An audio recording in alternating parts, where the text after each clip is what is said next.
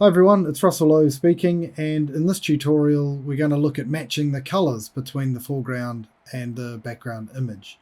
So once again we'll create another adjustment layer, and in this case we'll use what's called a Selective Colour adjustment layer. Again, we'll clip it to just the Tesla Cybertruck part of the image, so not the background as well, just that truck, and we'll start to work with the different parts of the image. So if we select the colors up here, we can go the blacks, which are the shadows, the whites, which are the highlights, and then we'll finish with the neutrals. Now you can see sliders here, cyan, magenta and yellow, and these have opposite colors. So the opposite of cyan is red, the opposite of magenta is green, and the opposite of yellow is blue. So if you reduce the yellow into the negative, then you're going to increase the blue, and you can see by bringing it all the way across, you can see the blue happen. So Control Z to cancel that and stick it back to the middle. Opposite of so magenta is a sort of purpley color. The opposite of magenta is, as you can see, green, and then the opposite of cyan, which is sort of like that greenish color, is red. So just by sliding these around, it'll remind you as to what colors what. Now if we look at the shadows here, you can't really see much because they're almost completely black, but there's probably just a touch of blue in them.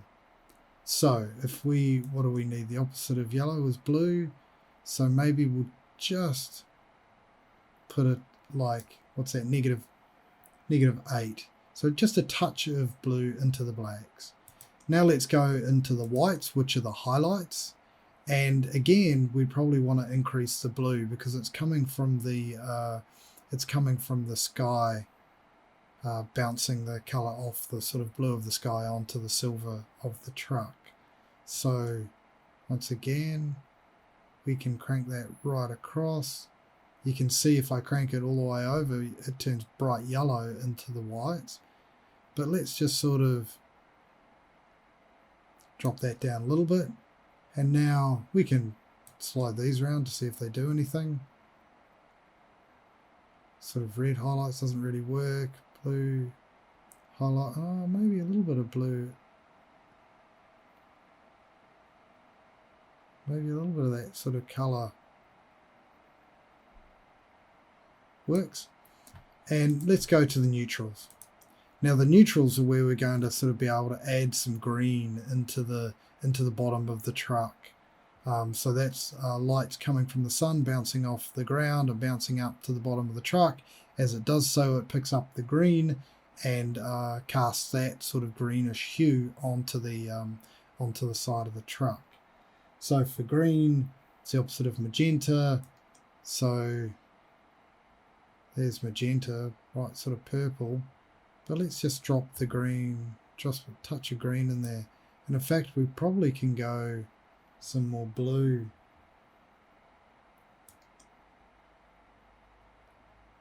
Well, that's looking very sickly, isn't it? Maybe just even less green. You might find that a lot of this really is about very subtle sort of movement. So, but you know, it's digital, so you can change these things, change your mind afterwards. So this is the if we turn on the layer visibility or off the layer visibility, we can see that's before, that's after, a little greenish, a little more greenish.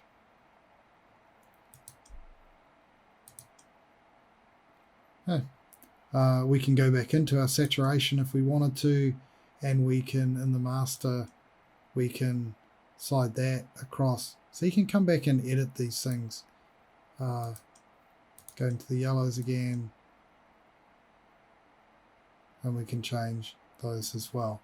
So there's no stopping you from coming back into the luminosity as well and changing that, maybe making it lighter or darker or whatever. So I'll just leave it where it was and call that done. So in the next tutorial, we'll look at casting some shadow onto this thing to try and root it to the ground. So thanks for watching and stay tuned for the next video.